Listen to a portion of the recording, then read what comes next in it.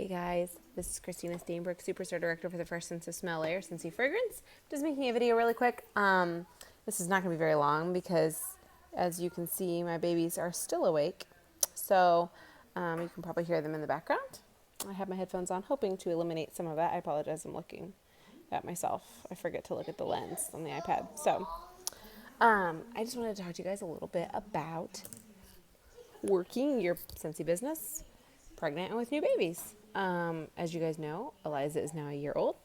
So I had, this was my first pregnancy as a full-time stay-at-home Scentsy mommy.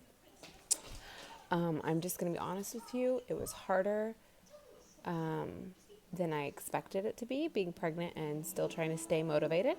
But I know that my family's income depends on it. My future with the company depends on it. And I don't get paid sick pay from Scentsy because I am in my own business. So I'm happy that I kind of pushed through really hard while I was pregnant, because for some reason, after you have that baby, people drop off.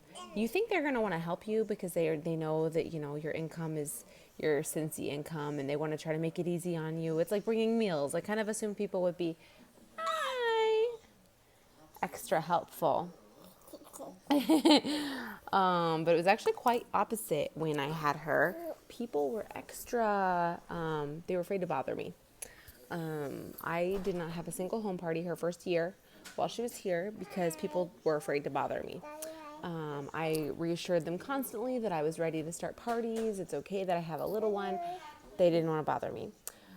In all of this non-bothering of me, they either stopped using Scentsy, or I don't know why, because it smells delicious. It just became kind of an afterthought for them.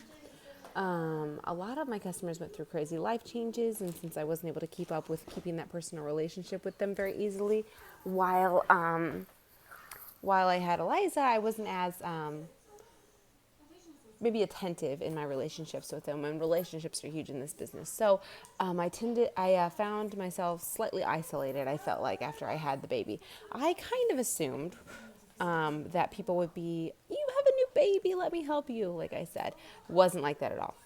They wanted to help in other ways, but they did not realize how important my Scentsy business staying afloat was for me during pregnancy and while I had the baby. Because like I said, we don't get paid sick time. We don't get leave. What we do is what we get paid for. So we have to be on it. So I just want to encourage you, number one, it's exhausting being pregnant. We all do it. But you can do it. You can do it. Count to 5, stand up, and go get it done. Give yourself grace, but force yourself to do the hard things, because it's going to get harder. If you don't do the hard things while you're pregnant, it's going to be 1,000 times harder after they're here. When they're new, you're going to feel like you're on top of the world because they sleep all the time, but then they start not sleeping as often. And not having a game plan now while you're pregnant to combat the not having very much time to run your business is going to hurt you.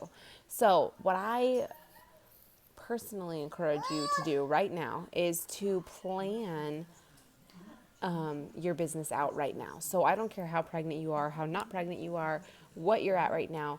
Start planning right now. I want you to get your basket parties into hands right this second, all the ones you have. And I totally recommend having 5 to 10. I know 10 sounds like a lot, but that's 10 parties out at once. You can do it. Get them out right now.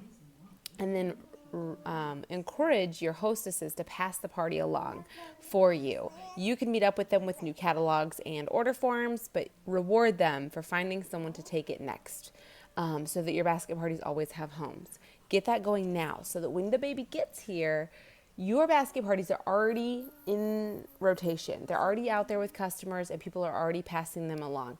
Incentivize your customers to come to the house to do pickups now, so that when the baby's born, they don't feel like they're bothering you when they come to do their pickups. Reward them for coming and doing pickups, because obviously with a new baby, you're not going to want to throw them in the car constantly to be dropping things off. So start a plan right now to get customers to start picking up from you as often as possible. Get your basket parties working for you now, because if you're too tired to work your business, your customers aren't going to book parties with you. They're going to think that they're irritating you. If you post on Facebook all the time about how tired you are and how this baby's kicking your butt, They're going to think, I should probably not bother her. My friend's sister sells Scentsy. I'll just get my bulbs from her this one time. And they're going to think they shouldn't bother you because you're exhausted. And they want to respect you. So be careful with what you're posting. Be careful with what you're letting slip by right now out of tired and exhaustion.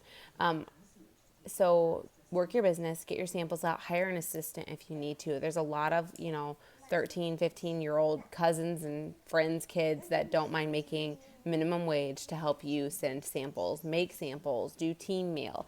So maybe get them trained now while you're pregnant so that you're not spending the time to train them when baby comes. So get your basket parties going. Those are going to save your life when the baby is here.